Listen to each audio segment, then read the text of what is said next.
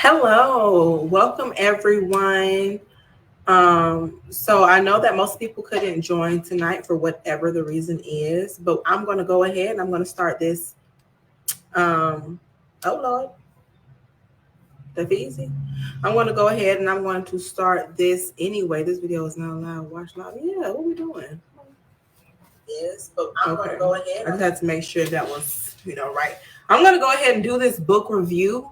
You can definitely watch the replay. You will learn a lot of the times I do these on my own. However, I wanted to invite other people so that you can learn and grow as well. It's lots to learn when you read a book that's necessary. So let's go ahead and get started. The first part of the book was called The Wall. The Wall. This part was when Will was explaining how his father gave him and his younger brother Harry an assignment to build a wall, to reconstruct a wall that was a part of his father's business. This wall took about a year and some change for them to build, versus what would take a team of some professionals to build in maybe a day or two. So the first thing I wanted to point out was the fact that his father said, don't look at it as don't look at it as building a wall, rather laying a brick. This was said because his father overheard Will and his younger brother Harry mumbling about this brick wall, stating that, I'm never going to get this wall finished. We're never going to be able to do this. This is impossible, blah, blah, blah, blah, blah. So let me go in the book so I can actually hold on. I hope I can find this really quickly. If I can, I'll go ahead and say it. Ooh, y'all hear that? That's Bentley in the background. I don't know what's going on.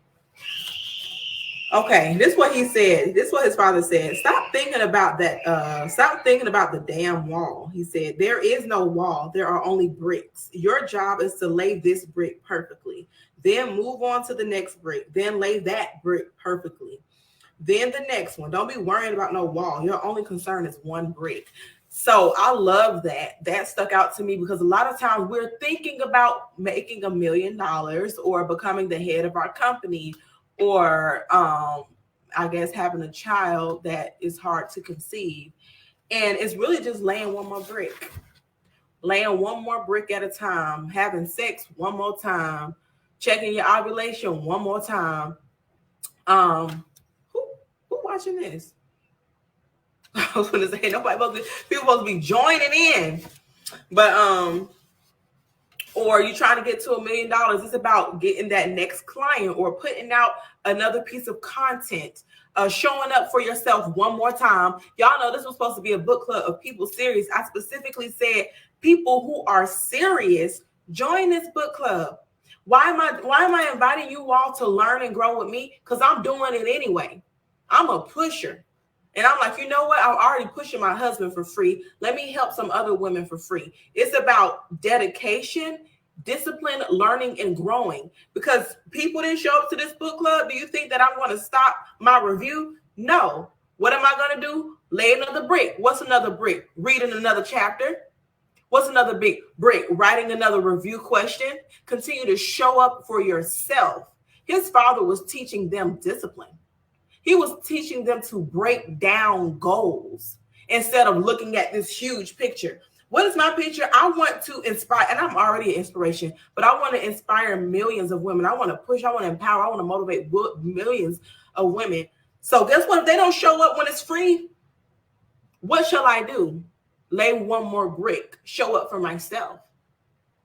Read one more chapter. Post another review video. The review, you can learn from it. I'm learning from it on my own.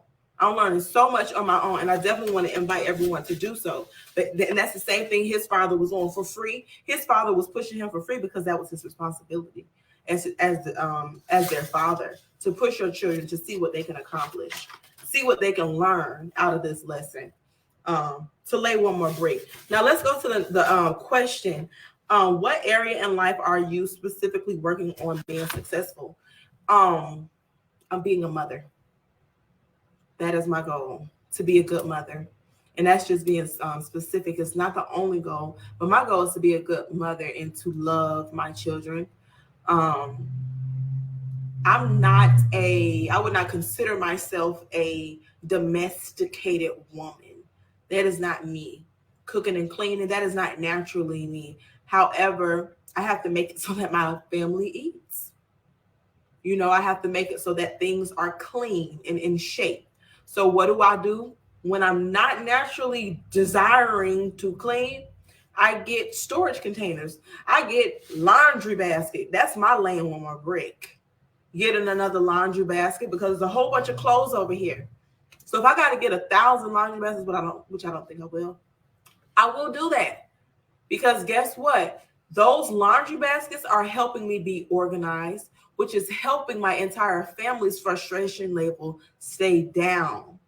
And that to me is a part of being a good mother, helping my children maintain their emotions and helping my house stay in order. What's the next question? How did it make you feel when you heard that phrase? I felt when I heard it's not about building a wall, it's about laying one more brick, I felt hope. I was like, okay, I can do this. That's the same thing that Will was like. He was like, okay, I can do that. I felt hope. And I think that's what we were supposed to feel. The next question is to give an example of laying bricks, and I already did that. Me getting more laundry baskets is laying another brick. Me cleaning up the kitchen is laying one more brick. Me washing the clothes, which I gotta do tonight. Oh Lord Jesus, and it's a lot of them. That's laying one more brick. So that's just the intro. We're gonna go ahead and go into chapter 1. The question I had first is, I wonder, does it get that hard that you want to send your child away? So in the book, Will's grandmother, which is his father's mom and dad, sent Will's father to a boarding school, I believe around the age of 16 or something like that, because they couldn't, I want to say he was getting out of control. And they wanted that boarding school to instill discipline. So to me, that was sending their child away. I don't know how I would be able to handle doing that, even though people do it all the time, whether it's sending your child to live with the father, whether it's sending your child to a detention center, whether it's sending your child to a mental hospital. I mean, people go through that, but to send your child, I wasn't in that position, but I wanted to hear other people. If you are watching this replay, because everyone's open to it, what do you think about sending your child away? Does it get that hard? Okay. Oh, Will's father made a statement. It said 99% is the same as 0. Do you agree? 99% is the same as 0. Do you agree? I do not agree. It depends on what you're talking about first. Secondly, I don't agree because what I'm talking about is when I use flashcards, I'm going to do that tonight after I get done with my son. And I'm showing him a flashcard that, and this is to help him speak. This is to help him to properly enunciate his words and speak better, because my son's speech is delayed. It is delayed because he did not go to, he was not exposed to children at that young age. That's when COVID began to hit. When he would have gone to daycare, when you're around children, your vocabulary increases at a higher speed versus if you're just around adults, because children are constantly talking back and forth. He was not exposed to that, nor does he have any older brothers or sisters that's living here with us. So what do? I help him with his flashcards. And when he says F, when I say F is for Figaro, and he said F, Figaro. Yeah, you did good job. When I say L is for lamb, he said L, am. You did good job.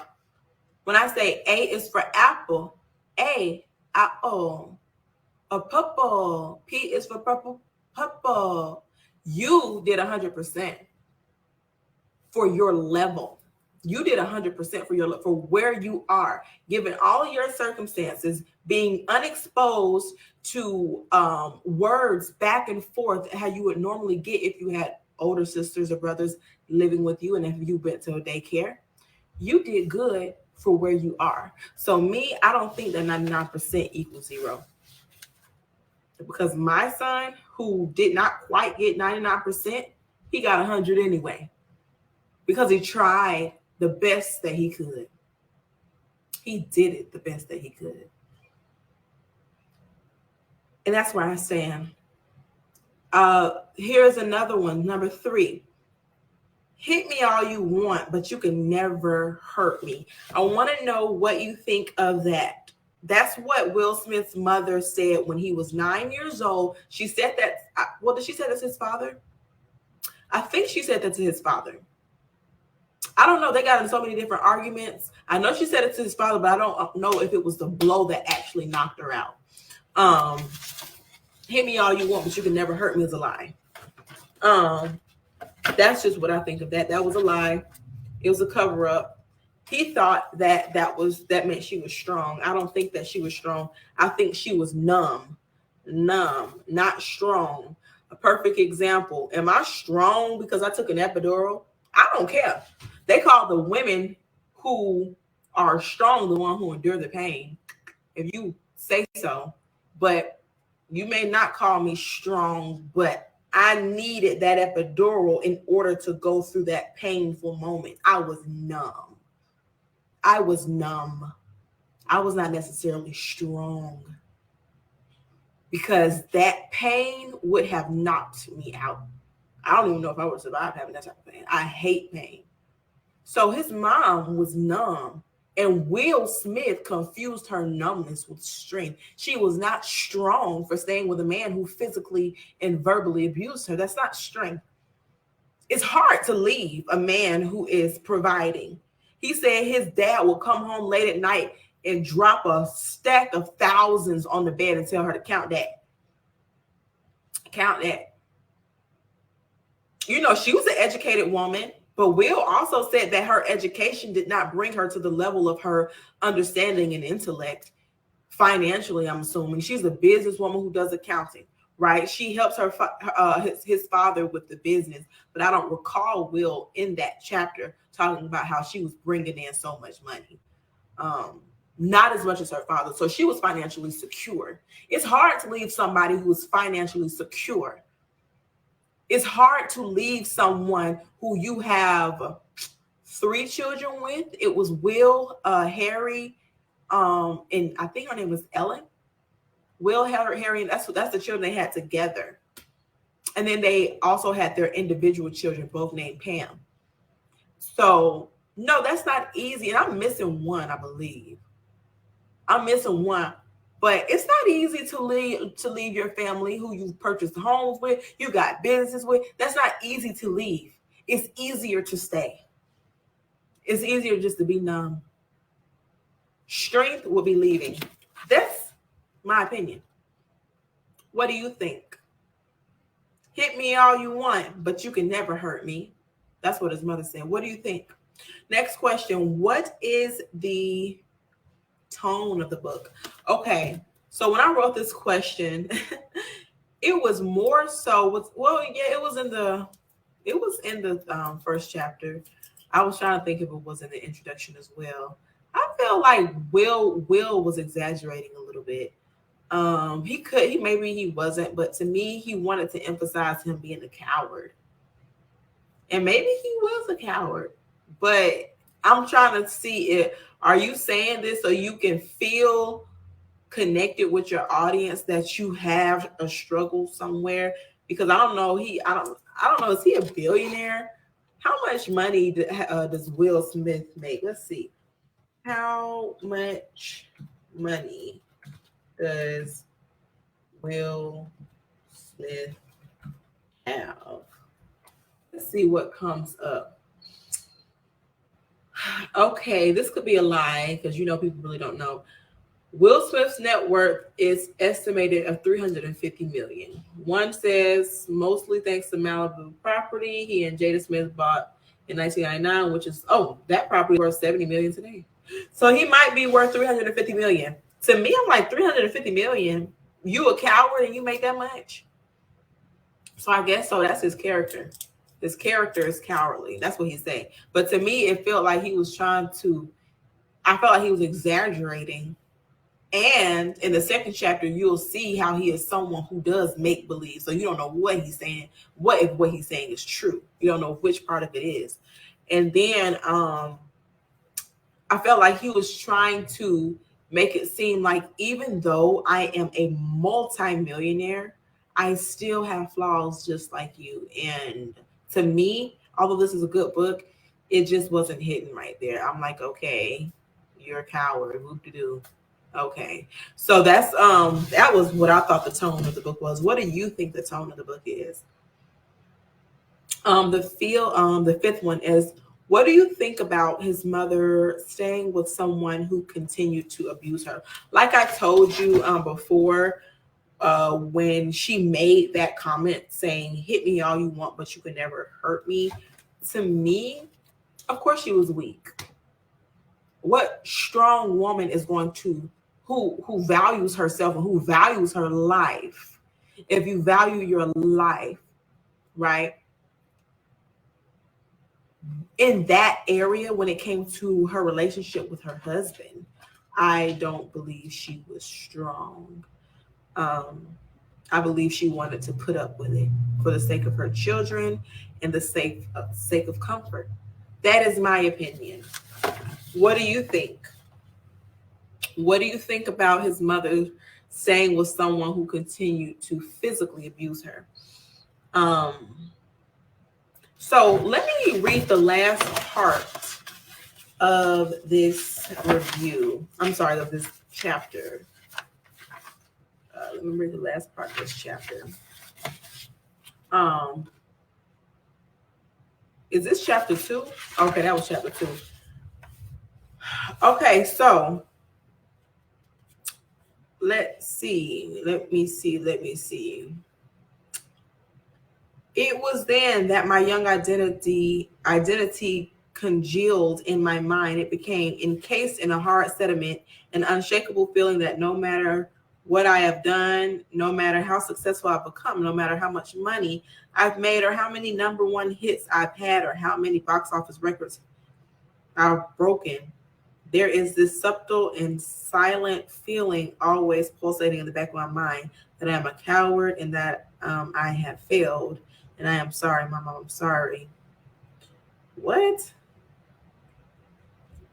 To me, I feel like he's lying. I mean, I feel like he was lying. Before then, it says, and in this compulsive desire to constantly please others, is this the, here it is. This is when he's talking about how his father punched his mother in the side of her head. It says, and it's in this compulsive desire to constantly please others, to keep them laughing and smiling at all times, to redirect all the attention in the room away from the ugly and uncomfortable toward the joyful and beautiful. It's there that a true entertainer is born. But that night in that bedroom, with me standing there in the doorway, watching my father's fist collide with the woman I've loved most in this world, watching as she collapsed on the ground, helpless, I just stood there frozen. I had been scared my whole childhood, but this was the first time I had been aware of my own inaction. I was my mom's oldest son. I was less than 10 yards away. I was the only chance she had for help. Yet I did nothing. The part that I felt like he was lying about is when he said it was then that my young identity congealed in my mind. It became encased, blah, blah, blah. An unshakable feeling that no matter what I have done, no matter how successful I've become, no matter how much money. First of all, when he was 9, he wasn't successful. Not financially. He didn't have number one hits. So how was that? It was at that point, that's when he realized that. That's why I said I feel like the tone of this book is he's making stuff up. And I may not, and I may be wrong, but I feel like Will Smith is lying about his experience so that he can have a number one selling book. But the book is good though. If you can take, you can learn a lot from fiction stories. His make-believe is turning this fiction book into a nonfiction. But that's just my opinion. And then I was like, okay, what's the big deal? He knocked your mama in the head. And I'm not saying that, that's not a bad thing, but okay. So I'm like, the question he left me with is, did she die or something?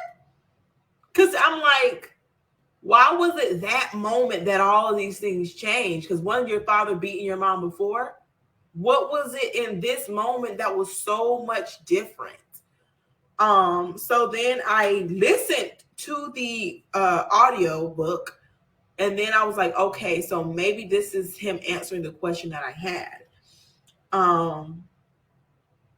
When he said that I am a coward, that I have failed, that I am sorry, Mama, I'm so sorry. Do you know what happens when two people are in charge? When two people are in charge, everybody dies. That's what he said. When two people are in charge, everybody dies. Ha, ha, ha. That night in that bedroom, and I'm sorry, I wasn't laughing at that. I was laughing at a scripture that I read this morning, and I'm going to, it's in Ecclesiastes 12. I read that this morning. Ecclesiastes 12. Ecclesiastes 12. Okay. Bible Gateway says NIV. What is Ecclesiastes? Where is it at? Meaningless. Where is it? It's in Ecclesiastes 12. Let me look at the easy version. The easy version. The easy version. Easy to read. There it is. Your arms will be with strength. You will be afraid of high places. You will fear tripping over this and that. Remember your prayer while you were young. Your body came on earth. Everything is so meaningless. The teachers was very wise. So you listen. Look at this little boy. Always in my way. Words from the wise are like sharp goads. When these sayings are written down and saved, they can be used to guide people, just as a shepherd uses a sharp stick to make his sheep go the right way. So, son, study these sayings, but be careful about other teachings. Here it is. So, son, Ecclesiastes 12, verse 12. So, son, this stuck out to me today, y'all. I wasn't even trying to read this. Here, baby. I was not even trying to read this. Let me have a bite. Mm-hmm. Here. I was not even trying to read this. I'm like, y'all gotta be discerning. Oh. But it says, so son, study these things, but be careful about other teachings. People are always writing books, and too much study will make you very tired.